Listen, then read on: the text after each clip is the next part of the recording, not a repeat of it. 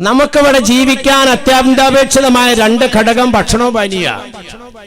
ഇത് രണ്ടും പടച്ചോമ്പരാൻ വിളിച്ചിട്ട് പറയുന്നു, കുറെ മണിക്കൂർ സമയത്തേക്ക് നിങ്ങളങ്ങ് മാറ്റിവെക്കണം. എന്തിന്? ലഅല്ലക്കും തത്തഖൂൻ, നിങ്ങൾ അനുസരണയുള്ളവരാകാൻ. അതാണ് തഖ്വയുടെ അർത്ഥം. എല്ലാ വെള്ളിയാഴ്ചയും ഇമാം പറയണല്ലേ, അയ്യുഹന്നാസ് ഉസീകും ഇബാദല്ലാഹി വ ഇയ്യായ ബിതഖ്വല്ലാഹ്, ജനങ്ങളെ അള്ളാഹുവിനെ അനുസരിക്കാൻ തഖ്വയുള്ളവരാകാൻ നിങ്ങളോടും എൻ്റെ നഫ്സിനോടും ഞാൻ വസിയത്ത് ചെയ്യാൻ ഉപദേശിക്കുകയാണ്. തഖ്വ വലിയ വിഷയം അവിടെ ഇരിക്കട്ടെ. ഞാൻ ഒറ്റ വാക്കിൽ മലയാളത്തിൽ ചുമ്മാ പറഞ്ഞു, അള്ളാഹുവിനെ റസൂലിനെയും അനുസരിച്ചു എന്ന് വരുത്താൻ നിങ്ങൾ ഭക്ഷണപാനീയം ഒഴിവാക്കണം. അനുസരണ ഭക്ഷണവും പാനീയം ഒഴിവാക്കിയാൽ അനുസരിക്കാത്ത ഒരു പടപ്പും ലോകത്തില്ല. സഹോദരിമാർക്ക് ആടുണ്ടാവും, ആടിനെയൊക്കെ വളർത്തൽ സുന്നത്താണ്. ആടിനെ രാവിലെ അഴിക്കുമ്പോൾ നിന്നെ വലിച്ചുകൊണ്ട് ആട് ഓടുവാണെങ്കിൽ അപ്പം നിന്റെ വായിൽ തന്നെ സംസാരം എന്നാ, എടി എടി എടി എടി ആടേ, നിനക്ക് തീറ്റ കൂടിയതിൻ്റെ സൂക്കേട, അല്ലാണ്ട് ഇപ്പം ഇത് വേറെ ഒന്നുമില്ല, ആളെ പൊക്കി കൊണ്ടുപോകണം. മോൻ എന്തെങ്കിലും അനുസരണക്കേട് കാണിക്കുവാണെങ്കിൽ ചില തന്തമാർ പറഞ്ഞ വാക്കേട്ടുണ്ടോ, എടാ എടാ എടാ മോനെ, നിനക്ക് ഈ എല്ലിൻ്റെ ഇടയിൽ കൂടെ കയറിയിട്ടാ തിന്നിട്ട്, അല്ലാണ്ട് വേറെ വിഷയമൊന്നുമില്ല. അപ്പൊ ഇതിൽ നിന്നൊക്കെ എന്താ, തീറ്റയും കൂടിയാൽ അനുസരണ ഉണ്ടാവില്ല. നമ്മുടെ 1-ാം മൈൽ കാരാട്ടുപള്ളിയുടെ മുമ്പിൽ ഒരു വലിയ ലൈറ്റ് വേണം. നമ്മളിവിടുത്തെ മന്ത്രി MLA-നെ കണ്ടു, പഞ്ചായത്ത് പ്രസിഡന്റിനെ കണ്ടു, ഉത്തരവാദിത്തപ്പെട്ട വിദ്യുച്ഛക്തി മന്ത്രിനെ കണ്ടു, രക്ഷയില്ല. അങ്ങനെ നമ്മളൊരു ആക്ഷൻ കമ്മിറ്റി ഉണ്ടായി, ലൈറ്റ് കമ്മിറ്റി. അതിന്റെ ചെയർമാനായിട്ട് നമ്മുടെ ഈ നാട്ടിലെ ഏതെങ്കിലും ഒരു മമ്മാലി കാക്കാനെ എടുത്തു.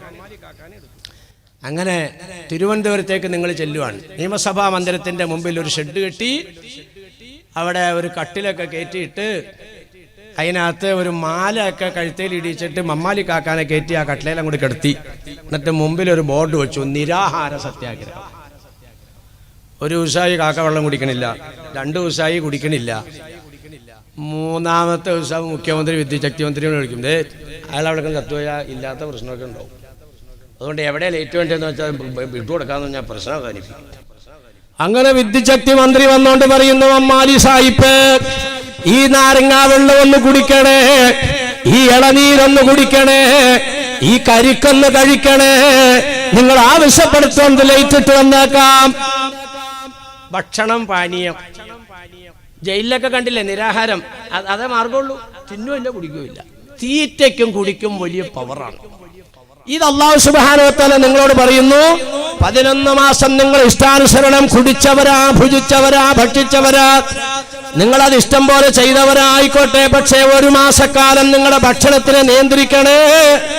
ഈ 11 മാസം വന്നതായ കൊഴുപ്പുകളെയും ദുർമേധസ്സുകളെയും ശരീരത്തിന്റെ വണ്ണത്തിനെയും പൊണ്ണത്തിനെയും എല്ലാം ഒതുക്കി ശരീരത്തിനെ മെരുക്കി അല്ലാഹുക്ക് വഴിപ്പെടാൻ വേണ്ടി നോമ്പെടുക്കണേ. ഇതാണ്. അപ്പൊ 1 മാസം കൊണ്ട് ഭക്ഷണത്തിനെയൊക്കെ നിയന്ത്രിച്ച് ശരീരത്തിനെ അങ്ങോട്ട് ഒതുക്കും എന്ന് പറഞ്ഞാൽ നന്നായി ക്ഷീണിക്കും. അതാണ് നോമ്പ്. കാര്യം നോമ്പ് അങ്ങനെയൊക്കെ ആണെങ്കിലും ബാമോശിലാറെ ഇപ്പം നിങ്ങൾ ഈ ഷഅബാ 30-ന്റെ ഒന്നൊന്ന് തൂക്കി നോക്കിക്കോ, 80 കിലോ ഉണ്ടാവും. എന്നിട്ട് നോമ്പ് 30 ബാമോശിലാരെ കൊണ്ട് നോമ്പ് പിടിപ്പിക്കണം. പെരുന്നാളിൻ്റെ തലേന്ന് അതേ ത്രാസ കയറ്റി തൂക്കി വയ്ക്കും, 160 കിലോ ഉണ്ടാവും. എന്താ ബാമോശിലാരെ അങ്ങനെയായി? അപ്പം തൂക്കം കുറയണം, ഒതുങ്ങണം, ദുർമേധസ്സുകൾ നീങ്ങണമെന്നൊക്കെ അല്ലേ ബാമോശിലാർ പറഞ്ഞു. അതെ. പിന്നെ ഇതിങ്ങനെയായ അത് ബാമോശിലാർ നോമ്പ് പിടിച്ചാൽ അങ്ങനെയാണ്. അതിൻ്റെ കിടപ്പ് എങ്ങനെയാണ്? പണ്ടൊരു പള്ളിക്കൂടത്തിൽ സാറ് പറഞ്ഞ കാര്യമാണ്. പണ്ടൊരു പള്ളിക്കൂടത്തിലൊരു സാറ് പിള്ളേരോട് ചോദിച്ച്, മക്കളെ ഈ ഇരുമ്പ് വെള്ളത്തിലിട്ടാൽ പൊങ്ങി കിടക്കുമോ താന്നു പോകുന്നു? പറഞ്ഞ സാറ് താന്നു പോകുന്നു. ഈ ഇരുമ്പ് കൊണ്ടുണ്ടാക്കിയ കപ്പൽ പിന്നെ എന്താ പൊങ്ങി കിടക്കണേന്ന് ചോദിച്ചു. അങ്ങനെ എല്ലാ പിള്ളേരോടും ചോദിച്ചു. എല്ലാ പിള്ളേരും പറഞ്ഞു അറിയില്ല എന്ന്. അപ്പോൾ ഓർമ്മ അതിനകത്ത് ഇത്തിരി കുസൃതിയുള്ള പയ്യനുണ്ടായി. അവനെഴുന്നേറ്റിട്ട് പറഞ്ഞ്, എന്നാ സാറ് പറയാന്ന് പറഞ്ഞു. ഇയാൾ പറഞ്ഞേ, ലോകത്ത് ആദ്യമായിട്ട് കപ്പലുണ്ടാക്കിയിട്ട് വെള്ളത്തിലിട്ടപ്പോൾ പൊങ്ങിയാണ് കിടന്നത്. ആ ആദ്യത്തെ കപ്പൽ കിടന്നതുപോലെയാണ് ഇപ്പോഴും എല്ലാ കപ്പലുകളും കിടക്കുന്നത്. അതിന്റെ കിടപ്പ് അങ്ങനെയാണ്. ഇത് തന്നെ മറുപടി. ബാവുശിലാർ നോമ്പ് പിടിച്ചപ്പോ എന്തേ ഇരട്ടിയായ തൂക്കം? അതിന്റെ കിടപ്പ് അങ്ങനെയാ. എന്റെ പൊന്നാര ഹബീബന്മാരെ, നോമ്പ് തുറക്കാൻ ബാങ്ക് അങ്ങോട്ട് വിളിച്ച എത്ര ഐറ്റാന്നറിയോ ഇങ്ങനെ നിരന്നിരിക്കണേ. നിങ്ങളെ പറയല്ല, ഞാൻ ബാവുശിലാർ തന്നെ പറയാണ്. പടച്ചവനെ, ഇതിലേതാ അള്ളാഹ് തീർക്കേണ്ടത്, ഏതാ കുറച്ച് തിന്നേണ്ടത്, ഏതാ പകുതി തിന്നേണ്ടത്? കാരണം എന്താ, നിസ്കാരം കഴിഞ്ഞാൽ പിന്നെ ഈ ഇരിക്കണതൊന്നും ചിത്രത്തിലുണ്ടാവില്ല, പിന്നെ വേറെ വന്നെ. അള്ളാഹുവേ ഭയങ്കര തിരക്കാ. അതങ്ങോട്ട് കഴിഞ്ഞാൽ പിന്നെ മഗ്‌രിബ് നിസ്കാരം അങ്ങോട്ട് കഴിഞ്ഞാൽ ഷർട്ടൊക്കെ ഊരിയിട്ടിട്ട് ബാമശിലാരൊരു മരിങ്ങിനൊരു ഇരുത്താൻ കൂടി ഇരുന്നിട്ട് ഊറ്റ് നീക്കണ്ട്. അത് രണ്ടാമത്തേത്. നോമ്പില്ലാത്തപ്പോൾ ഈ പറഞ്ഞ പണിയൊന്നും ബാമശിലാർക്കില്ല. രാവിലെ ഒരു 8-9 മണിയാകുമ്പോൾ ഒരു ചായ എന്തെങ്കിലും ഒരു കടിയും ഈ ബെഡ് കാപ്പിയും കുടുക്കാപ്പിയും ഒന്നുമില്ല. ഉച്ചയ്ക്ക് അതുപോലെ പിന്നെ ഇടയ്ക്ക് പിന്നെ വേറെ ഒന്നും അങ്ങനെ പ്രത്യേകിച്ചൊന്നുമില്ല. ഉച്ചയ്ക്ക് ഒരു ഇത്തിരി ചോറ് എന്തെങ്കിലും ഒരു ചെറിയ കറിയും കാര്യങ്ങളൊക്കെ. 4 മണിക്ക് ചായ വേണമെന്നില്ല, കടിയും വേണമെന്നില്ല. ഇനി ചായ എവിടെയെങ്കിലും കിട്ടുവാണെങ്കിൽ അത് കുടിക്കും, കടി കിട്ടുവാണെങ്കിൽ കടിക്കുകയും ചെയ്യും. രാത്രി ഇശാസ്കാരം കഴിഞ്ഞ് വരുമ്പോൾ ഇത്തിരി ചോറോ അതിനെന്തെങ്കിലും. ഇതാണിപ്പോൾ നമ്മുടെ നോമ്പില്ലാത്തപ്പോഴുള്ള ഭക്ഷണ ശൈലി. നോമ്പിൽ നിങ്ങൾ നോക്കി എങ്ങനെയാണോ? മഗ്‌രിബ് നിസ്കാരം കഴിഞ്ഞിട്ട് നീക്കം കൊണ്ട് നീക്കിയാൽ പിന്നെ തറാവീഹ് നിസ്കരിക്കാൻ പോണതിന് മുമ്പ് കോരിയൊരു കയറ്റലുണ്ട്. അതിൻ്റെ ഇടയ്ക്ക് നടന്നുകൊണ്ട് ആവശ്യമില്ലാരും ഇന്നും കിടന്നുകൊണ്ട് നിന്നും അത് കൂട്ടണ്ട. പിന്നെ തറാവീഹ് കഴിഞ്ഞ് വന്നാൽ പിന്നെ ഒരു ഉരുട്ടിക്കയറ്റലുണ്ട്. അത് കഴിഞ്ഞാൽ പിന്നെ സുബ്ഹിയോട് മാക്സിമം അടുപ്പിച്ച് അലാറം വെച്ച് പരമാവധി തിന്നാവുന്നിടത്തോളം. മക്കളോടൊക്കെ തള്ളമാര് പറഞ്ഞെന്നറിയോ? മൊത്തം തിന്നോളണം, നാളെ മഗ്‌രിബ് ബാങ്ക് വിളിക്കാണ്ട് പച്ച വെള്ളം തരില്ല. ലോങ് റൂട്ട് വണ്ടി എടുക്കുമ്പോഴും അങ്ങനെ തന്നെ പറഞ്ഞു, എടാ ഉള്ള ഈ പമ്പി കയറ്റി ഫുൾ അടിച്ചു, ഇനി ഉള്ള പമ്പിലൊക്കെ കയറാൻ പറ്റില്ല. അങ്ങനെ തന്നെയല്ലേ? സുബിയുടെ മാക്സിമം അടുപ്പിച്ചാണ് ഈ തട്ട്.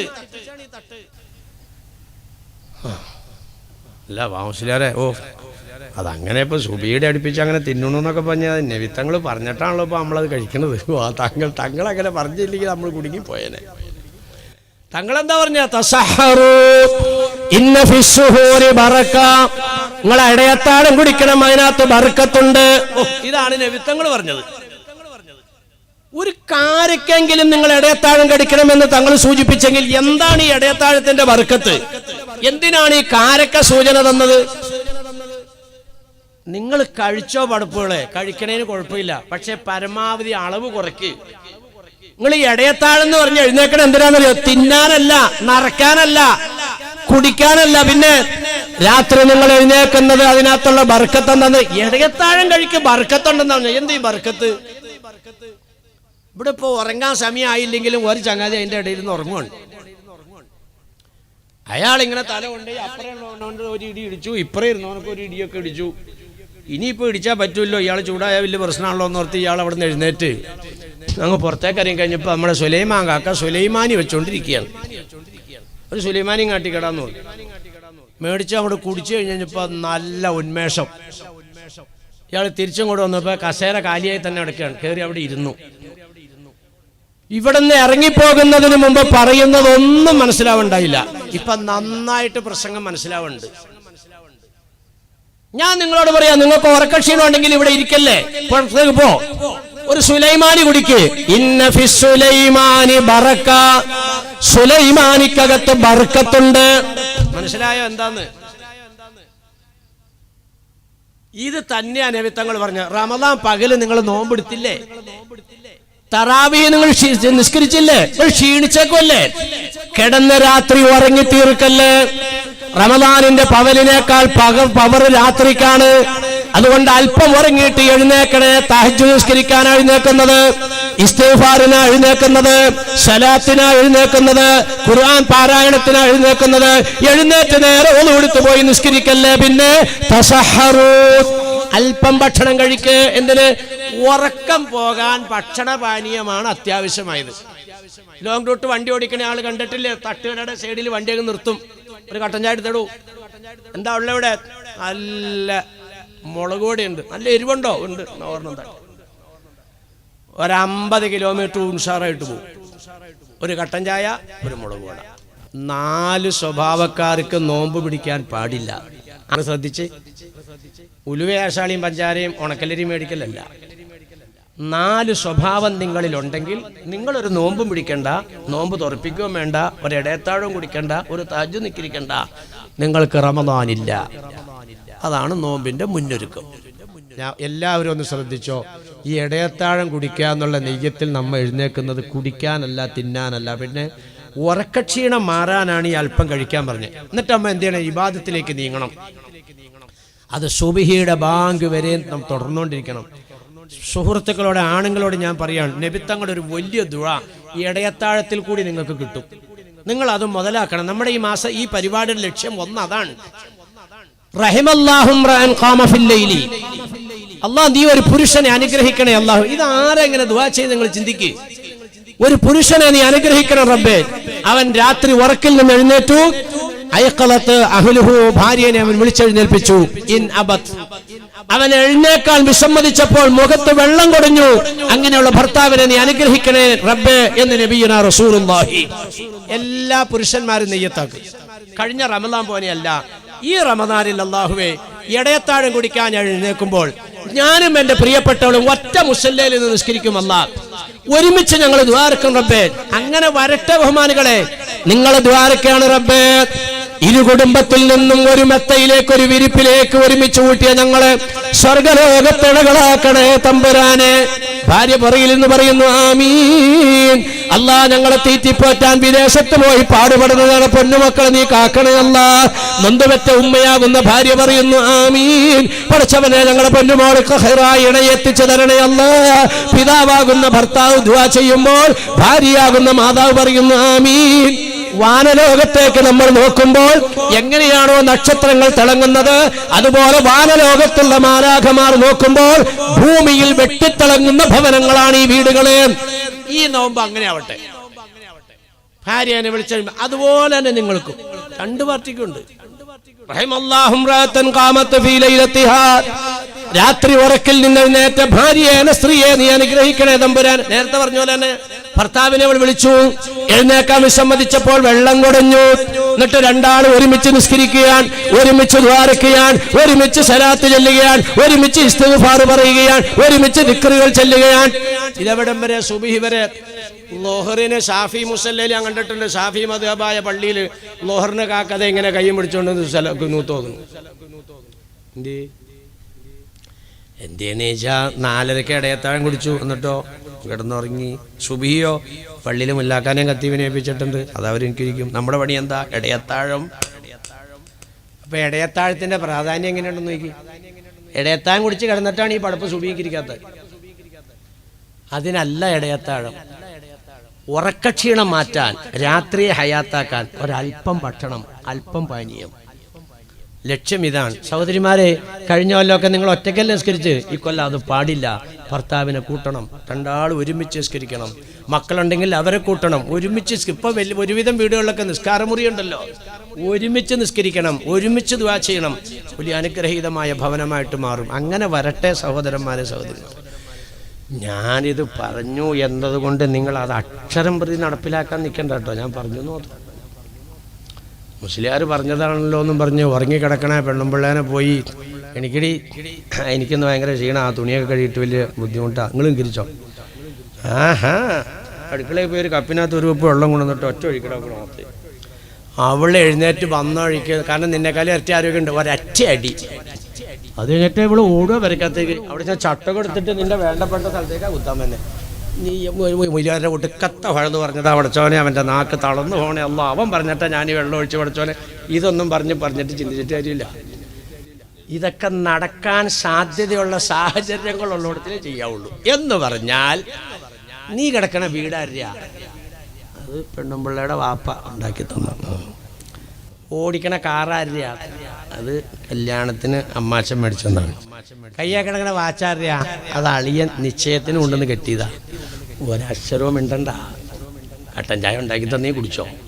ഇല്ലെങ്കിൽ ഒരു ഇത്തിരി വെള്ളം വെച്ച് തിളപ്പിച്ചിട്ട് ഇച്ചിരി ചായപ്പൊടിയൊക്കെ ഇട്ട് കഴിഞ്ഞാൽ കളർ മാറി കിട്ടും. സ്വന്തം കുടിച്ചാൽ മതി. നീ നബിത്തങ്ങളുടെ ദുആ ഇട്ടൊന്നും പറഞ്ഞുകൊണ്ട് അങ്ങോട്ട് ചെല്ലാൻ നിൽക്കണ്ട. അതാ പറഞ്ഞ അവരവരുടെ സാഹചര്യം നോക്കി ചെയ്തോളണം. ഇവിടെ അങ്ങനെ തന്നെ. എൻ്റെ മുസ്ലിയാരെ, ഈ 1-ാം മൈലിലും കാരോട്ടുപടി പള്ളി പരിസരത്തൊന്നും ഇത്തിരി ബുദ്ധിമുട്ടൊക്കെ ഉണ്ടെങ്കിൽ ഞങ്ങൾ കുടുംബമൊക്കെ സന്തോഷമായിട്ട് ജീവിക്കണം. ഇയാളുടെ ഒടുക്കത്തെ വെള്ളം ഇട്ട് കഴിഞ്ഞിട്ട് ആമ്പ്രനോത്തിൻ്റെ മുഖത്തേക്ക് വെള്ളം ഒഴിച്ച് കഴിഞ്ഞാൽ ചവിട്ട് എങ്ങനെ ഉണ്ടാവും വലിയരെ.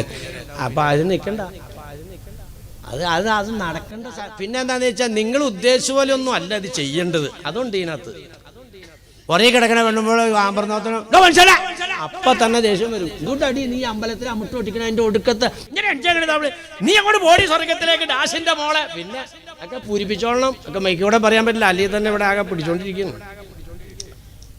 അത് കഴിയുമ്പോഴത്തേക്ക് ഇവിടെ പോയി അടുക്കളയിൽ പോയി ഒരു കപ്പ് വെള്ളം കൊണ്ടുവന്നിട്ട് ഒഴിക്കുമ്പോൾ തന്നെ ചവിട്ടി വരും. ഇടിയെന്നാരും കലാപായി. എന്നിട്ട് മുസ്ലിയാരെതിരായിട്ടൊരു കാര്യമില്ല, കാക്കവരായ പോത്തിയൊത്തൊന്നുമില്ല. അതൊക്കെ നയപരമായിട്ട് കൈകാര്യം ചെയ്യണം. ഞാനിതൊക്കെ നയപരമായിട്ട് കൈകാര്യം ചെയ്യണം എങ്ങനെയാണെന്നൊക്കെ ശരിക്കും വിശദീകരിക്കലുണ്ട്. പക്ഷെ ഇവിടെ ഒന്നും പറയണില്ല. നിങ്ങൾ ബുദ്ധിയുള്ളവരാ, ചിന്തിക്കാൻ കഴിവുള്ളവരാ. സാഹചര്യം നോക്കി നയപരമായിട്ട് വിളിക്കുക, പയ്യെ വിളിച്ചാൽ മതി. അപ്പോൾ എഴുന്നേക്കാൻ വിസമ്മതിക്കുകയാണെങ്കിൽ ചിലപ്പോൾ നിന്നോട് പറയും നീ ഒതു കൊടുക്കുന്നൊക്കെ പറയും. അപ്പോൾ അവിടെ നിൽക്കരുത്, പോയി ഒതു കൊടുക്കണം. ചിലപ്പോൾ ഒതു കൊടുക്കുന്ന ഇങ്ങനെയൊക്കെ പറയും. അത് പറയാൻ പാടില്ല. ഒതു കൊടുത്തോണ്ട് വരുമ്പോഴാണ് ഇയാൾ നേരെ കിടന്ന മനുഷ്യൻ്റെ ഇങ്ങനെ ഇസഡ് പോലെയായി. അപ്പോൾ വെള്ളം കോരി ഒഴിക്കണ്ട. ആ പുരുകത്തുനിന്ന് ഒരു ഇത്തിരി വെള്ളം ആ മുഖത്തെ മൂക്കിന്റെ നേരെ ചെറിയ തുള്ളിയം കൂടി അടിക്കണം. ഒന്നോ ക്ഷമിക്കണേ, മാപ്പാക്കണേ, പൊരുത്തപ്പെടണേ, ദേഷ്യം തോന്നരുതേ. ഒരു കുഞ്ഞു തുള്ളി വെള്ളം ചാടിയുള്ളൂ. നീ ക്ഷമ ചോദിക്കുകയാണ്, പൊറുക്കല്ല ചോദിക്കുകയാണ്, മാപ്പ് ചോദിക്കുകയാണ്. ദേഷ്യപ്പെടുവോ മനുഷ്യൻ? പറ. ഇങ്ങനെ നയപരമായിട്ട് ചെയ്യണം. ഒമാനികളെ, ഈ നിലയ്ക്ക് പകലന്തിയോളം പട്ടിണി നടന്ന് ഭക്ഷണത്തിനെ നിയന്ത്രിച്ച് പടച്ചതമ്പുരാന് വേണ്ടി വിമർശിക്കുമ്പോൾ അല്ലാഹു തആല ഖുദ്സിയായ ഹദീസിലൂടെ പറയുന്നു, നോമ്പ് മനുഷ്യൻ എനിക്ക് ചെയ്യുന്നതാ, ബാക്കിയെല്ലാം മനുഷ്യൻ മനുഷ്യനാ.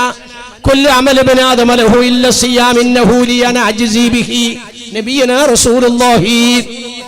നോമ്പ് ആരെയും ബോധ്യപ്പെടുത്താതെ ചെയ്യാൻ പറ്റിയ ഒരേ ഒരു അമലാണ്. അതിന്റെ ചുരുക്കത നിസ്കാരായാലും സക്കാത്തായാലും ഹജ്ജായാലും ആളുകൾ കാണാതെ നമുക്ക് ചെയ്യാൻ പറ്റൂല. ഇവിടെ ഇരിക്കുന്ന നിങ്ങളിപ്പോൾ റമദാൻ പകലാണെന്നൊന്ന് സങ്കല്പിക്കും. നിങ്ങൾ എന്നോട് പറയാണ് വാംശധാര ഞങ്ങൾ നോമ്പുള്ള ആളെയും ഇല്ലാത്ത ആളെയും ഒന്ന് പറഞ്ഞുതരാമോ? ഈ ലോകത്ത് സാധിക്കില്ല. അത് ബാക്കിയെല്ലാം അങ്ങനെ നിസ്കരിക്കുന്നത് ആളുകൾ കാണാതെ നിസ്കരിക്കാൻ പറ്റുമോ? ഒന്നു കൊടുക്കുന്നത് കാണും. നിങ്ങളിപ്പോൾ പള്ളിയിലേക്ക് വന്നില്ല, വീട്ടിലാണെങ്കിലും ആരെങ്കിലും കാണും നിങ്ങൾ ഒന്നു കൊടുക്കുന്നത്. സക്കാത്ത് കൊടുത്താൽ വാങ്ങണവനറിയില്ലേ, അവൻ ചെന്ന് പറയണവനറിയില്ലേ? ഹജ്ജിന് നിങ്ങൾ ആരും പറയാണ്ട് അങ്ങോട്ട് ചെന്ന് കഴിഞ്ഞാൽ അവിടെ ചെല്ലുമ്പോൾ നിങ്ങളുടെ നാട്ടുകാർ ഇഷ്ടം പോലെ ഉണ്ടാവൂലേ? നോമ്പെന്ന് പറഞ്ഞാൽ നിങ്ങളും പടച്ചവനും മാത്രം അറിയുന്ന ഒരേ ഒരു അമലാണെന്നാണ് നബീനാ റസൂലുള്ളാഹി. ആ അമല് അള്ളാഹ്ക്ക് വേണ്ടി ചെയ്യുന്നുണ്ട്. അള്ളാഹ് പറയുന്നു ഞാൻ അതിന് കൂലി കൊടുക്കും. എന്താ കൂലി എന്നറിയോ?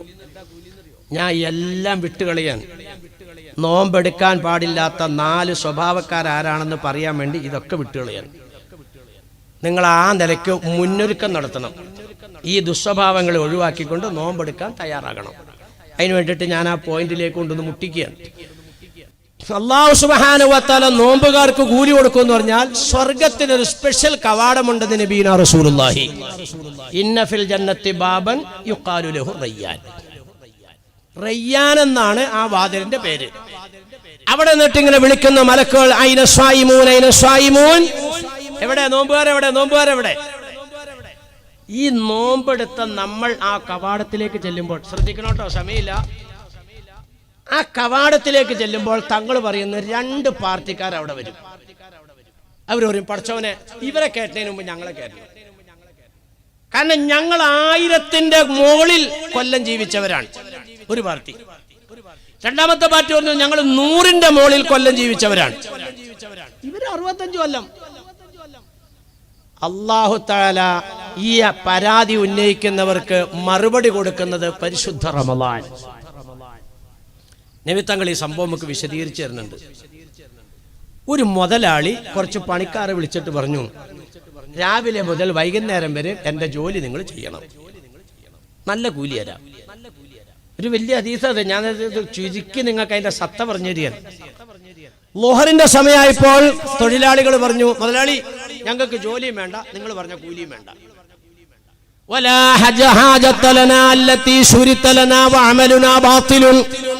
തങ്ങൾ പറഞ്ഞത് നിങ്ങൾ പറഞ്ഞ ജോലി ഞങ്ങൾ ചെയ്യണില്ല, കൂലിയും വേണ്ട. അപ്പൊ മുതലാളി ലോഹറിന്റെ സമയമായപ്പോ മുതലാളി 2ാമത്തെ ബാച്ചിനെ വിളിച്ചിട്ട് പറഞ്ഞു, നേരെ ഉച്ചയായി, വൈകുന്നേരം വരെയുള്ള പണി നിങ്ങൾ ചെയ്താൽ നിങ്ങൾക്ക് ഞാൻ മുഴുവൻ കൂലി തരാം.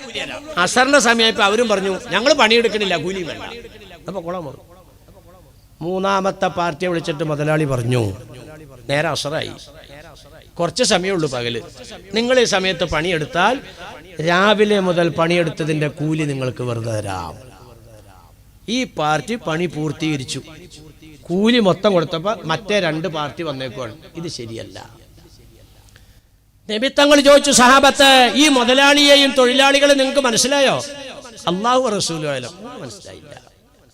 മുതലാളി മലിക്കുൽ മുലൂക്കായ റബ്ബാൻ രാവിലെ തൊഴിലിൽ വിളിച്ചത് ആദം നബി അലൈഹി സ്വലാമിനെ മക്കളെയുമാണ്. ആ തലമുറ നൂഹ് നബി അലൈഹിസ്സലാം വരെ അവരോട് അല്ലാഹ് പറഞ്ഞു, നിങ്ങൾ എന്നെ വിശ്വസിക്കണം, നേരായ മാർഗത്തിലൂടെ ജീവിക്കണം, നിങ്ങൾക്ക് ഞാൻ സ്വർഗം തരാം. ന്യൂനപക്ഷം മാത്രം വിശ്വസിച്ചു, ബഹുഭൂരിപക്ഷം പറഞ്ഞു ഞങ്ങൾ നിന്നെ വിശ്വസിക്കണില്ല, നിന്റെ സ്വർഗവും വേണ്ട, അതാണ് ജോലിയും വേണ്ട കൂലിയും വേണ്ട. തൂഫാൻ എന്ന ജലപ്രളയം കൊണ്ട് അവരെ പിരിച്ചുവിട്ടു. തങ്ങളുടെ ഉദാഹരണം ഇത്. രണ്ടാമത്തത് നൂഹ് നബി മുതൽ ഈസാ നബി വരെയുള്ള ജനത, അവരെ അല്ലാഹു തആല പറഞ്ഞു നേരം പകുതിയായി എന്ന് പറഞ്ഞാൽ ലോകത്തിന്റെ ആയുസിന്റെ പകുതിയായി, അസ്റിലേക്ക് എത്താൻ പോകും എന്ന് പറഞ്ഞാൽ ആ പാർട്ടിയുടെ ആയുസ് 100ന്റെ മുകളിൽ. രാവിലെ മുതൽ ഉച്ചവരെ ജീവിച്ചവരുടെ ആയുസ് 1000ന്റെ മുകളിൽ. ആദം നബിയുടെ മോനോട് വയസ്സ് ചോദിച്ചാൽ എത്ര പറയും? 15515, 1000ന്റെ മുകളിൽ. ഇബ്രാഹിം നബിയുടെ മോനോട് വയസ്സ് ചോദിച്ചാൽ എത്ര പറയും? 155, 100ന്റെ മുകളിൽ. ആ പാർട്ടിനെ ഫത്തറത്തിന്റെ കാലഘട്ടം എന്ന് വിശേഷിപ്പിക്കുന്ന കാലം കൊണ്ട് അല്ലാഹു പിരിച്ചുവിട്ടു. അസറിന്റെ സമയത്ത് വിളിച്ചതാണ് അവസാനത്തെ പണിക്കാര്, ഖാത്തിമുൽ അംബിയ അഷ്റഫുൽ ഖൽഖ് ത്വാഹ റസൂലുള്ളാഹി സല്ലല്ലാഹു അലൈഹി വസല്ലം തങ്ങളും തങ്ങളുടെ ഉമ്മത്തികളായ നമ്മളാണ് ഏറ്റവും കൂടുതൽ വിശ്വാസികൾ. ഈ ലോകത്ത് ഇത്രയും മതവിശ്വാസികൾ, അള്ളാഹുവിൽ വിശ്വസിച്ച, ഏകയിലായിൽ വിശ്വസിച്ച തൗഹീദിന്റെ വക്താക്കൾ വേറെ ഇല്ല. നമ്മുടെ ആയുസ് എത്രയാ? ബൈന സിത്തീന വ സബഈൻ, 60ന്റെയും 70ന്റെയും ഇടയിൽ. 60ന്റെയും 70ന്റെയും ഇടയിൽ ശരാശരി പറഞ്ഞ 70ന്റെ മുകളിൽ പോകും. അസാധാരണമാണ്, സാധാരണ അല്ല. ഇത്രയും വർഷം ജീവിച്ച ഈ ആൾക്കാര് റയ്യാൻ കടക്കാൻ അങ്ങോട്ട് ചെല്ലുമ്പോൾ, റയ്യാൻ കടന്നാൽ പിന്നെ അള്ളാനെ കാണലാണ്, അതൊന്നും ഞാൻ വിശദീകരിക്കുന്നില്ല. ഈ റയ്യാൻ അങ്ങോട്ട് കടക്കാൻ വേണ്ടി ചെല്ലുമ്പോഴാണ് മറ്റേ 2 പാർട്ടിയിൽപ്പെട്ട മുഅ്മിനീങ്ങൾ വരും. നൂഹ് നബി വരെയുള്ളവർ പറയും ഞങ്ങൾ 1000ന്റെ മുകളിൽ ജീവിച്ചല്ലോ റബ്ബേ. ഈസാ നബി വരെയുള്ളവർ പറയും ഞങ്ങൾ 100ന്റെ മുകളിൽ ജീവിച്ചല്ലോ റബ്ബേ. അല്ലാഹു തആല പറയും ഇവർ 60 കൊല്ലല്ലേ ജീവിച്ചോളൂ, മതി, ഇവർക്ക് ഞാൻ റമളാൻ എന്ന് പറയുന്ന ഒരു മാസം കൊടുത്തിരുന്നു. ആ മാസത്തിൽ ഒരു രാത്രി ഉണ്ട്, ലൈലത്തുൽ ഖദർ എന്നാണെന്ന് അവർക്ക് ഞാൻ അറിയിച്ചു കൊടുത്തില്ല. ആ രാത്രിയിൽ ഇബാദത്തെടുത്താൽ 1000 മാസത്തേക്കാൾ ഇബാദത്താണ്. 1000 മാസത്തേക്കാൾ എവിടം വരെ എന്ന് ചോദിച്ചാൽ അല്ലാഹു അലം, അല്ലാഹുക്ക് അറിയുള്ളൂ.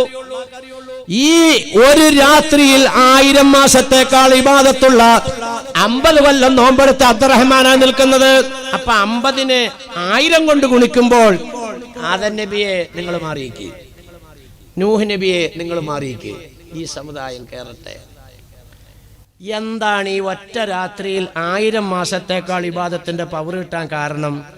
തനസ്സലുൽ മലായികത്തു വറൂഹ്. ശ്രദ്ധിച്ചോളണേ, പോയിന്റായി കേൾക്കണേ.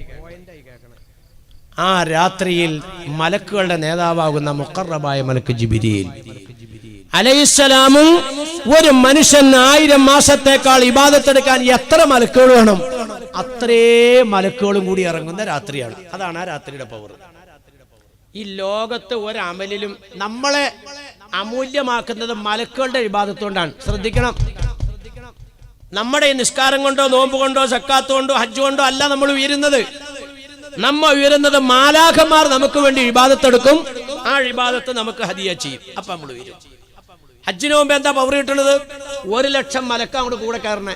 ഒരു നിസ്കാരം നിസ്കരിച്ചാൽ 1000 നിസ്കാരം, 1,00,000 കൂലി. ജമാഅത്തായിട്ട് നിസ്കരിച്ചാൽ 27 ഇരട്ടി കൂലി. എന്താ അത്? 27 മലക്ക് നമ്മളോട് നിസ്കരിക്കും. ഇവിടെ ഒന്നും ജിബ്രീൽ അലൈഹിസ്സലാം ഇല്ല. ജിബ്രീൽ അലൈഹിസ്സലാം നമ്മളോടൊപ്പം വരികയും ആ കൂട്ടത്തിൽ 1000 മാസത്തേക്കാൾ ഇബാദത്ത് ചെയ്യേണ്ടതായ മലക്കുകൾ വരികയും ആ മലക്കുകൾ നമ്മളോടൊപ്പം ഇബാദത്ത് ചെയ്യും. ഹദീസ് നേരെ കാണാം.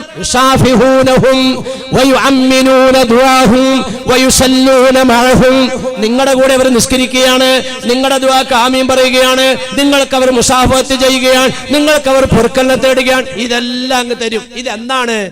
റമദാനിലാണ്. ഏത് ദിവസം അറിയില്ല. റമദാൻ 1 മുതൽ 30 വരെ നമ്മൾ പരിശ്രമിക്കുന്നത് ലൈലത്തുൽ ഖദറിനാണ്.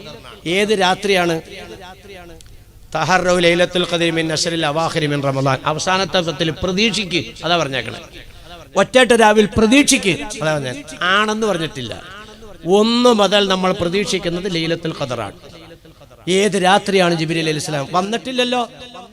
ബഹുമാനികളെ, ഈ മാലാഖമാർ ഇങ്ങനെ അസ്തമിച്ചത് മുതൽ ഫജ്ർ സാദിഖ് വരെ ഖുർആൻ പറയുന്നതാണ്, സലാമുൻ ഹിയ ഹത്താ മത്ലഉൽ ഫജ്ർ, കിഴക്ക് വെളുക്കുന്നത് വരെയും ഈ മലക്കുകൾ നിങ്ങളോടൊപ്പം ഉണ്ടാവും. കിഴക്കങ്ങൾ വെളുത്താൽ ജിബ്രീൽ വിളിച്ചു പറയും, യാ മാശറൽ മലായിക റഹീലർ റഹീൽ, എന്നോടൊപ്പം വാനലോകത്ത് ഇറങ്ങിയ മാലാഖ കൂട്ടമേ മടങ്ങിക്കോ മടങ്ങിക്കോ. പൊന്നാർ നബി തങ്ങൾ ചോദിക്കുന്നു, ജിബ്രീലേ, നിങ്ങളും പാർട്ടിയും മടങ്ങുമ്പോൾ എന്റെ സമുദായത്തിന്റെ അവസ്ഥ എന്താണ്? ശ്രദ്ധിച്ചോളണേ. റമദാൻ മാസത്തിൽ മലക്കുകളെ, നിങ്ങൾ എന്റെ ഉമ്മത്തിനെ കണ്ടിട്ട് മടങ്ങുമ്പോൾ എന്റെ ഉമ്മത്തിന്റെ അവസ്ഥ എന്താണ്? ഇന്നല്ലാഹു ഖദ് അഫാൻഹും വഗഫറ ലഹും, അങ്ങയുടെ ഉമ്മത്തിന് അല്ലാഹു പുറത്തു കൊടുത്തു നബിയേ, മാപ്പ് ചോദിച്ചവർക്ക് മാപ്പ് കൊടുത്തു നബിയേ. ഇല്ലാ മൻ അർബഅ മിൻഹും, 4 സ്വഭാവക്കാർക്ക് ഒഴികെ എന്ന് മുഖറബായ മലക്ക് ജിബ്രീൽ. ഇത് പറഞ്ഞപ്പോ സഹാബാക്കൾ ചോദിച്ചു, പൊന്നാര നബിയേ, പകലന്തിയോളം പട്ടിണി കിടന്നിട്ട് രാത്രിയെല്ലാം തറാവീകരിച്ചിട്ട് വാരിക്കോരി സദഖ ചെയ്തിട്ട് തഹജ്ജുദ് നമസ്കരിച്ചിട്ട് അനവധി ആളുകളെ നോമ്പ് തുറപ്പിച്ചിട്ട് ഈ ലൈലത്തുൽ ഖദ്ർ കിട്ടാത്ത എന്ന് പറഞ്ഞാൽ റമദാൻ മാസത്തിൽ നോമ്പ് കിട്ടാത്ത പാർട്ടികൾ ആരാണ്? റസൂലുള്ളാഹ്. അല്ലവലു, ഒന്നാമത്തേത് ആഖുൽ ലിവാലിദൈഹി, നബിയുനാ റസൂലുള്ളാഹി, മാതാപിതാക്കളെ വേദനിപ്പിച്ച മക്കളാണെന്ന് മുത്ത് മുഹമ്മദ് റസൂലുള്ളാഹി. ഒന്ന്. ഈ പോയിന്റിൽ ഞാൻ ഇവിടെ നിന്ന് വളർന്നു പറഞ്ഞാൽ ഇന്ന് തീരോ, നാളെ തീരോ, മറ്റന്നാൾ തീരോ, ഞാൻ വിവരമില്ലാത്ത ആളാ. അപ്പൊ ആലിമീങ്ങൾ പറഞ്ഞാലോ, എത്ര ആയത്ത് നിങ്ങൾക്ക് വേണം, എത്ര ഹദീസ് വേണം, എത്ര ചരിത്രങ്ങൾ വേണം, എത്ര സംഭവങ്ങൾ വേണം? ഉമ്മാടെ ഉപ്പാടെയും പൊരുത്തമില്ലാത്ത ഏതെങ്കിലും ഒരു മോനോ മോളോ ലോകത്ത് രക്ഷപ്പെട്ടിട്ടുണ്ടോ? ആ പൊരുത്തത്തിന്റെ അടിസ്ഥാനം ജിബ്രീൽ അലൈഹിസ്സലാമിന്റെയും പാർട്ടിയുടെയും ഹസ്തദാനമാണെന്നാണ് നബീന റസൂലുള്ളാഹി. അപ്പൊ നോമ്പ് പിടിക്കാനുള്ള ഒന്നാമത്തെ ഒരുക്കം ഉമ്മ ഉപ്പമാരെ പൊരുത്തപ്പെടിപ്പിക്കലാണ്. ഒന്ന്. വഴി നിർത്താൻ സമയമായി, സലാത്തേലാണ് ലിസ്റ്റ് എടുത്തോട്ടോ. ഒന്ന്. ഇത് ഞാൻ പറഞ്ഞു പോവാ, നിങ്ങൾക്ക് ഇപ്പൊ ബോധ്യപ്പെടണില്ലേ? വാമസ്ലിയാർ ഇത് പറഞ്ഞാൽ തന്നെ ദിവസങ്ങളോളം പറയും. നിങ്ങൾ ബുദ്ധിയുള്ളവരാ, ചിന്തിക്കാൻ കഴിവുള്ളവരാ.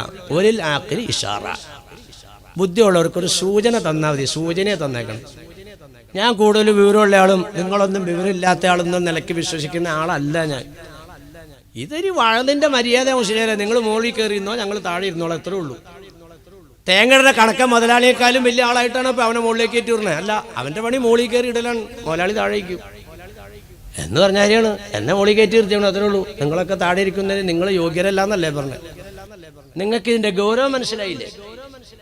11 കൊല്ലം മക്കത്ത് പോയി കിടന്ന് നോളോളിച്ച് ഹജ്ജ് ഉംറയും ചെയ്തിട്ട് 11ാമത്തെ കൊല്ലം ഈമാനില്ലാതെ അന്ത്യശ്വാസം വലിക്കേണ്ടി വന്നു മുഹമ്മദ് ഹാറൂൻ എന്ന് പറയുന്ന ചെറുപ്പക്കാരന്. മാലിക് റളിയല്ലാഹു അൻഹു സംഭവം വിശദീകരിക്കുന്നത് എത്ര ഹൃദയസ്പൃക്കോട് കൂടിയാ നമുക്ക് കേൾക്കാൻ പറ്റുന്നറിയോ? നമ്മൾ നടുങ്ങിപ്പോവും. ഇഷ്ടം പോലെ അനുഭവങ്ങളുണ്ട് അങ്ങനെ. ഈ ഒന്നും ഞാൻ തുടരണില്ല, മാറ്റിവെക്കുന്നു. 2. ഒന്നാമത്തേത് ആഖുൽ ലിവാലിദൈഹി, ഉമ്മ ഉപ്പാനെ വെറുപ്പിച്ചതായ മക്കളാണ്. രണ്ടാമത്തേത് ഖാതിഉർ റഹ്മിൻ നബിയുനാ റസൂലുള്ളാഹി, കുടുംബ ബന്ധം മുറിച്ചവരാണ്. എത്ര ആയത്ത് വേണം, എത്ര ഹദീസ് വേണം, എത്ര ചരിത്രങ്ങൾ വേണം, എത്ര സംഭവങ്ങൾ വേണം? എത്ര നന്മ ചെയ്താലും കുടുംബ ബന്ധം മുറിച്ചവർ രക്ഷപ്പെടുവോ? നിങ്ങളൊക്കെ മഅ്ശറ ഭയപ്പെടുന്നവരല്ലേ? നബി ചോദിക്കുക, മഅ്ശറനെ നിങ്ങൾക്കൊക്കെ പേടിയില്ലേ? ഹിസാബ് പേടിയില്ലേ? സലാസത്തുൻ മൻ കുന്ന ഫീ അസ്ബഹുല്ലാഹു ലഹു ഹിസാബൻ യസീറ. 3 നന്മകൾ നിങ്ങളുടെ കയ്യിലുണ്ടെങ്കിൽ നിങ്ങൾ ഹിസാബ് എളുപ്പമായവരാ. ഒന്നാമത്തേത് സിൽ മൻ ഖതഅക. നോക്കിക്കേ, ഇങ്ങോട്ട് ബന്ധം മുറിക്കുന്ന കുടുംബക്കാരോട് അങ്ങോട്ട് ബന്ധം നിലനിർത്തലാണ് അത് ഒന്നാമത്തെ നന്മ എന്ന് നബീന റസൂലുള്ളാഹി.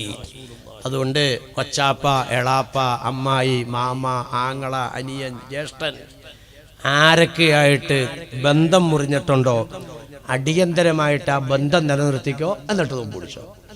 2ാമത്തെ മുന്നൊരുക്കം നിർത്തി. 3ാമത്തേത് മുസാഹിനുൻ, പിണങ്ങി നടക്കുന്നവരാണെന്ന് നബിയുനാ റസൂലുള്ളാഹി. ഇന്നലെ ലൈലത്ത് ബറാഅത്ത് രാവായിരുന്നു. ബറാഅത്ത് രാവ് എന്നൊക്കെ പറയുന്നത് ഇന്നലെ മിനിഞ്ഞാന്നും ഉണ്ടായതൊന്നും അല്ല. ഇത് തങ്ങളുടെ കാലം പോലെ ഉള്ളതാ. ഇത് ബറാഅത്ത് രാവ്. ഇന്നലെ ബറാഅത്ത് രാവായിരുന്നു. അല്ലാഹു സുബ്ഹാനഹു വ തആല ഈ ദുന്യവിയായ ആകാശത്തിലേക്ക് ഇറങ്ങുന്നു എന്ന് പറഞ്ഞാൽ അല്ലാഹ് ഇങ്ങനെ ഇറങ്ങി വന്ന് കൈ നീട്ടിയിരിക്കണമെന്നല്ലേ പറഞ്ഞത്? നിങ്ങളുടെ മുഴുവൻ പാപങ്ങൾ പൊറുക്കാൻ അല്ലാഹു സുബ്ഹാനഹു വ തആല പശ്ചാത്താപത്തിന്റെ കവാടങ്ങൾ മൊത്തം തുറക്കുന്ന എല്ലാ രാത്രിയും ഉണ്ട്. ഇത് എല്ലാ രാത്രിയിലുള്ളത് സമയം പരമാവധി സമയം എന്ന് പറഞ്ഞാൽ രാത്രിയുടെ അന്ത്യയാമം കഴിഞ്ഞിട്ടാണ്. ഇതങ്ങനെയല്ല, ഇന്നലത്തെ രാത്രി അസ്തമിച്ചത് മുതൽ ഫജ്ർ വരെ തുറന്നേക്കുവാണ്. ആ രാത്രിയിൽ ഇന്നത്തെ രാത്രിയിൽ ഇബാദത്ത് സ്വീകരിക്കാത്ത 2 പാർട്ടി ഉണ്ടെന്ന് നബിയുനാ റസൂലുള്ളാഹി ഇല്ലാലി മുശ്രിക്കിൻ ഔ മുശാഹിനിൻ ഔ കമാ ഖാല റസൂലുള്ളാഹി. മുശ്രിക്കിന് ഇന്നലത്തെ ദുആയിൽ അംഗീകാരമില്ല. രണ്ടാമത്തത് പിണങ്ങി നടക്കുന്നവരാണെന്ന് നബിയുനാ റസൂലുള്ളാഹി. ലാ യഹില്ലു റജുലിൻ അൻ യഹ്ജറ അഖാഹു ഫൗക സലാസിൻ. നമ്മളൊക്കെ മനുഷ്യരാ, സാമൂഹ്യ ജീവികളാ. പിണക്കമൊക്കെ ഉണ്ടാവും, പക്ഷെ 3 ദിവസത്തിൽ കൂടുതൽ അത് നിലനിൽക്കരുതെന്ന് നബിയുനാ റസൂലുള്ളാഹി. 3 ദിവസം എത്തിയിട്ട് ഒരാൾ സലാം ചൊല്ലി തമ്മിൽ ഇണങ്ങിയില്ലെങ്കിൽ ഒരാൾ മരിച്ചാൽ 2 ആളും നരകത്തിൽ മഅദല്ലാഹ്. അല്ലാഹു തആല നമ്മളെ കാത്തുരക്ഷിക്കുമാറാകട്ടെ. ഈ സമുദായത്തിന്റെ ഇണക്കത്തിന് അത്ര പവറുണ്ട്. അൽഹംദുലില്ലാ, ഈ കാരാട്ട് പള്ളി ജുമാഅത്ത് മസ്ജിദിനെ സംബന്ധിച്ചിടത്തോളം ഞാൻ വലിയ സന്തോഷവാനാണ്. ഇതിന്റെ ഒത്തൊരുമ, ഇതിന്റെ യോജിപ്പ് നമ്മുടെ വിജയത്തിന്റെ ഏറ്റവും പ്രധാനപ്പെട്ട കാരണം. ഇന്നലത്തെ രാത്രിയെ പറ്റി പറയുന്നിടത്തിൽ ഇത് ഞാൻ ചുമ്മാ ലഈഫായ ഹദീസ് പറയണല്ല. അഹമ്മദ് ഇബ്നു മാജ ബൈഹഖി ഒക്കെ റിപ്പോർട്ട് ചെയ്യുന്ന ഹദീസാണ് ഞാൻ ഈ പറഞ്ഞത്. ഇന്നലത്തെ രാത്രിയിൽ അമൽ സ്വീകരിക്കാത്ത, പാപം പൊറുക്കാത്ത 2 പാർട്ടി, 1 മുശ്രിക്ക് പോട്ടെ പുറത്തായി, 2 മുശാഹിനുൻ പിണങ്ങിയിരിക്കുന്നവരാ. ഞാൻ വടക്കൻ കേരളത്തിൽ വളർന്നു പറയാൻ പോണ ആളാ. ഞാൻ അവിടെ ചെന്നിട്ട് ചോദിക്കും, നിങ്ങളൊക്കെ തറാവി 20 നിൽക്കിരിക്കണവരാണല്ലോ, നിങ്ങളൊക്കെ ഖുത്ബ അറബിയിൽ ഓതുന്നവരാണല്ലോ, നിങ്ങൾ മൗലൂദും യാസീൻ ഓതുന്നവരാണല്ലോ, നിങ്ങൾ എന്തിനാ തമ്മിൽ കുത്തണത്? നിങ്ങൾ എന്തിനാ മിഹ്റാബിനകത്ത് കുത്തിയിടണത്? എന്തിനാണ് നിങ്ങൾ സുപ്രീം കോടതിയിൽ കേസ് കൊടുത്തിരിക്കുന്നത്? നിങ്ങളിൽ ആരാണ് സ്വർഗത്തിൽ? ഞാൻ ഇങ്ങനെ തന്നെ ചോദിക്കും വടക്കൻ കേരളത്തിൽ. എനിക്ക് ചോദിക്കുന്നതിന് മടിയൊന്നുള്ള ആളല്ല. ഏറ്റവും കൂടുതൽ ഉമ്മത്തിൽപ്പെട്ട ആളുകൾ പിണങ്ങിയിരിക്കുന്ന അവസ്ഥ നമുക്ക് കാണാൻ കഴിയുന്നത് വടക്കൻ കേരളത്തിലേക്കാണ്. അല്ലാഹു തആല കാത്തുരക്ഷിക്കുമാറാകട്ടെ. നമ്മുടെ ഈ നാടിനെ അൽഹംദുലില്ലാ ഈ അനുഗ്രഹിച്ച അനുഗ്രഹം അല്ലാഹു തആല എന്നെന്നും നിലനിർത്തി തന്ന് അനുഗ്രഹിക്കുമാറാകട്ടെ. ഒരു വലിയ സന്തോഷമുണ്ട് അൽഹംദുലില്ലാ. മീരാസാജി ഞാനുമായിട്ട് കൂടുതൽ അടുപ്പമുള്ളതുകൊണ്ടിട്ട് ഞാൻ പറയണമെന്നും അല്ല ഇത്. ഈ മഹലിനെ എല്ലാ വിധത്തിലും അല്ലാഹു സുബ്ഹാനഹു വ തആല വലിയ അനുഗ്രഹം ചെയ്തിരിക്കുകയാണ്. ആ അനുഗ്രഹത്തിന്റെ പവർ ഇപ്പം നിങ്ങൾ മനസ്സിലായോ? നിങ്ങളുടെ നോമ്പ് സ്വീകരിക്കണമെങ്കിൽ നിങ്ങളുടെ ഇടയിൽ യോജിപ്പ് വേണം. ഇവിടെ ഇരിക്കുന്ന ആരെങ്കിലും വ്യക്തിപരമായി പിണങ്ങിയിട്ടുണ്ടെങ്കിൽ ഞാൻ പറയുകയാണ്, നോമ്പ് പിടിക്കാൻ ഒരുങ്ങിക്കോ. അതിന് കമ്മിറ്റി വേണ്ട, പോലീസ് ഓഫീസർ വേണ്ട, പഞ്ചായത്ത് പ്രസിഡന്റ് വേണ്ട. നിങ്ങൾ പിണങ്ങി ആക്കിയുടെ അടുത്തേക്കാൻ കൂടി ചെല്ലാം. അസ്സലാമു അലൈക്കും. അലൈഹിം സലാം റഹ്മത്തുള്ളാഹി. അപ്പോൾ ഒന്നും കൂടെ അടുത്തേക്ക് ഇരിക്കണം. സലാം ചെല്ലുന്ന ആൾക്കാണ് പവർ കൂടുതലെന്നാണ് നബീന റസൂലുള്ളാഹി. മറ്റേ ആളും കൂടി വന്നതിന് മുമ്പ് നിങ്ങൾ അങ്ങോട്ട് ചെന്നോളണം. ഇതൊക്കെ വലിയ വിശദീകരണമുള്ള വാക്കുകളാണ് ഞാനീ പറഞ്ഞു പോണേ. നിങ്ങൾക്കറിയാം, ഞാൻ വാച്ചയിൽ നോക്കി പരിപാടി നിർത്താൻ ടൈം കഴിഞ്ഞു. അതുകൊണ്ട് ഞാൻ ഗൗരവത്തോടെ കാര്യം പറയാം. ആരും വേണ്ട. അസ്സലാമു അലൈക്കും. അലൈഹിം സലാം. അതെ, ഞാനന്ന് എൻ്റെ വാപ്പാക്കും ഉമ്മാക്കും ഒക്കെ വിളിച്ചു. അതെ, അന്ന് അങ്ങനെ വിളിച്ചു. അപ്പം ഞാൻ നിങ്ങളങ്ങനെ കാക്ക അങ്ങനെ വിളിക്കുന്ന ഒരാളല്ലായിരുന്നു. അപ്പം അതെ മോനെ, അതെ എനിക്ക് ആ സമയത്ത് ഭയങ്കരമായ പ്രഷറായിരുന്നു. ഈ പ്രഷർ കയറിയെന്നുകൊണ്ട് അങ്ങനെ പറഞ്ഞോ, പ്രഷറൊക്കെ അതിന് പറ്റിയ സാധനം ഒരു കാരണം എന്തെങ്കിലും പറഞ്ഞല്ലോ, പ്രഷർ പറഞ്ഞോ. അപ്പം അതുകൊണ്ട് ഞാനെല്ലാം പൊരുത്തപ്പെട്ടു. അപ്പം മറ്റോ പറയും, ഞാൻ കാക്കാനെ എന്തെങ്കിലും ഒന്നും പറഞ്ഞില്ല പോലെ, എനിക്ക് എന്തെങ്കിലും പറഞ്ഞു തോന്നുന്നുണ്ടെങ്കിൽ ഞാൻ പൊരുത്തപ്പെട്ടു. സ്വർണം വിളക്കിയതുപോലെയാണെന്നാണ് നബീന റസൂലുള്ളാഹി. വല്ല അടയാളം കാണുമോ? ഈമാനില്ലാത്തവർ ഇണങ്ങുന്നത് സ്ഫടികം ചേർത്ത് വെക്കുന്ന പോലെയാണ്. അടയാളം ഉറപ്പാ കാണും. നമ്മുടെ ഈ സലാം അസ്സലാമു അലൈക്കും വലൈക്കും സലാം തീർന്നു എന്ന് തന്നെ പൊരുത്തപ്പെട്ടു. എന്തിന്? റമദാൻ നോമ്പ് പിടിക്കാൻ.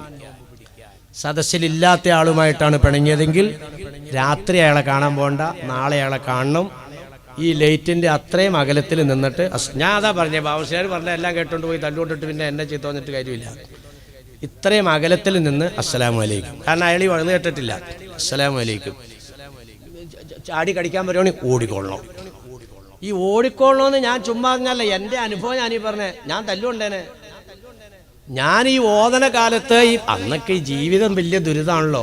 ഓതന പേരും പറഞ്ഞ് കരക്കാരെ ചോറിയുന്ന സമയം ഒരു നിസ്കാര പള്ളിയിൽ ഇമാമത്തേറ്റു. ചെറിയ പ്രായമല്ലേ, സുബഹിക്ക് എണിച്ചില്ല.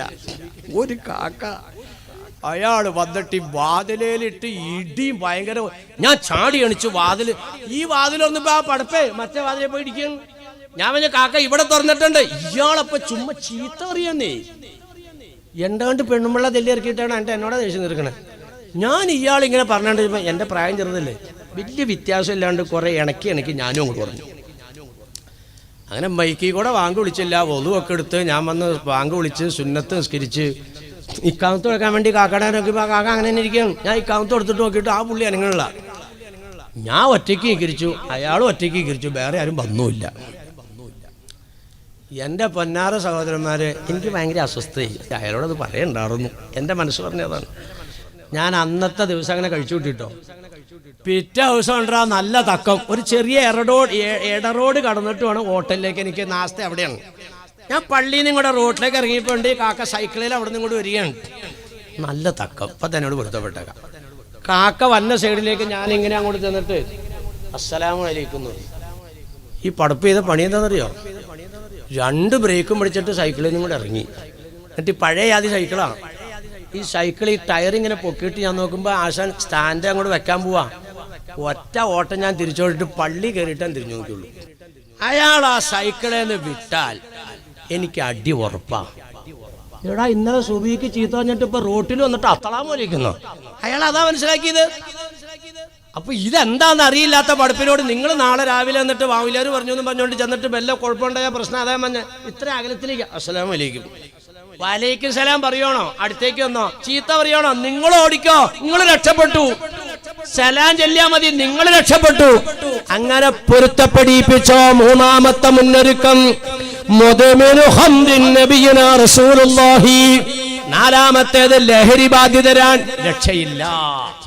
അത് പിന്നെ അൽഹംദുലില്ലാ നമ്മളൊക്കെ ആദ്യം ഒഴിവാണ്. നമ്മളാരും കള്ളി ഷാപ്പിൽ പോണില്ല, ചാരാ ഷാപ്പിൽ പോണില്ല.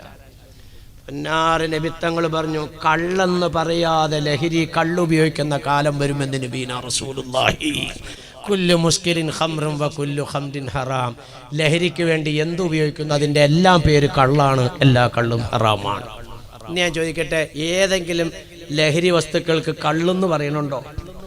പാൻ മസാല, പിന്നെ പാൻ പരാഗ്, പിന്നെ സ്റ്റിക്കർ, ഗുളിക, ബ്രൗൺ ഷുഗർ, അശീഷ്. ഇത് ഇപ്പം പുതിയതിറങ്ങിയിട്ടുണ്ടെന്ന് പറയണേ. ഇങ്ങനെ തൊട്ടാൽ മതി. നമ്മൾ അത്രക്കും തൊടണാൽ മില്ലിക്ക് ലക്ഷം വിലയാന്ന്. ഇങ്ങനെ ഒന്ന് തൊട്ടാൽ മതി, ചെറുക്കൻ 48 മണിക്കൂർ നേരത്തേക്ക് സ്വർഗത്തിലേക്ക് പോകും. അതാണ് ഇപ്പോഴത്തെ ലഹരി.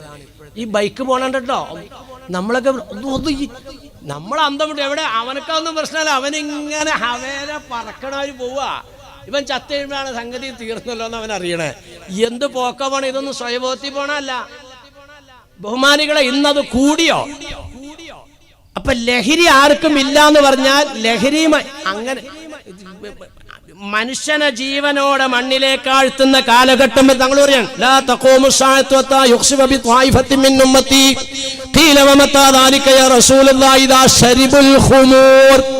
ലഹരി വ്യാപകമാവുന്ന കാലഘട്ടം വരുമെന്ന് നബീന റസൂലുള്ളാഹി തങ്ങൾ പഠിപ്പിച്ചെങ്കിൽ ഏതെങ്കിലും ലഹരിയുമായിട്ട് ബന്ധമില്ലാത്ത പടുപ്പുകളൊന്ന് കുറവാ. പിന്നെ പള്ളിയിൽ എങ്ങനെയാണെന്നറിയോ? അതെ, സുബഹിസ്കാരം കഴിഞ്ഞിട്ട് പള്ളിയിൽ നിന്ന് ഇറങ്ങിയിട്ട് നോക്കിക്കോട്ടോ. അതെ,